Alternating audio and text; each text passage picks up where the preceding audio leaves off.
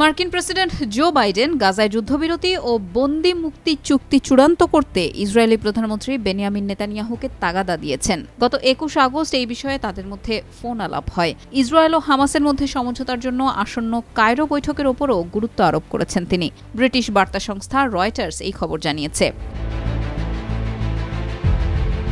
Phone আলাপের বিষয়ে white হাউসের এক বিবৃতিতে বলা হয়, যুদ্ধবিরতি ও বন্দি মুক্তি চুক্তি চূড়ান্ত করতে জরুরি ভিত্তিতে ব্যবস্থা নেওয়ার অনুরোধ করেছেন প্রেসিডেন্ট। এছাড়া কায়রোতে অনুষ্ঠিত হতে যাওয়া বৈঠকে হামাস ও ইসরায়েলের মধ্যে ব্যবধান কমানোর প্রচেষ্টা নিয়েও তাদের মধ্যে আলোচনা হয়েছে।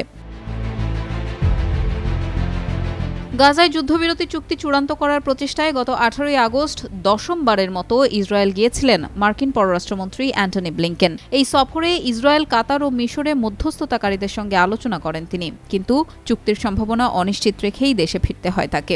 জানা গেছে, চুক্তির বিষয়ে কায়রোতে আবারও আলোচনায় বসতে যাচ্ছেন মধ্যস্থতাকারীরা। বিবৃতিতে আরও বলা হয়েছে, ইরান, হামাস, হিজবুল্লাহ ও হুথি সহ সবার হুমকি থেকে ইসরায়েলকে নিরাপত্তা দেওয়ার নিশ্চয়তা দিয়েছেন বাইডেন। তেহরানে ৩১ জুলাই হামাস নেতা ইসমাইল হানিয়া নিহত হওয়ার ঘটনাকে কেন্দ্র করে ইসরায়েলের ওপর প্রতিশোধ নেওয়ার অঙ্গীকার করে ইরান। এই হত্যাকাণ্ডের বিষয়ে ইসরায়েল অবশ্য কোনো মন্তব্য করেনি, দায়ও স্বীকার করেনি। বাইডেন নেতানিয়াহুর টেলিফোন আলোচনায় আরও অংশগ্রহণ করেন দেশটির ভাইস প্রেসিডেন্ট ও আসন্ন প্রেসিডেন্ট নির্বাচনে ডেমোক্র্যাটের প্রার্থী কমলা হ্যারিস।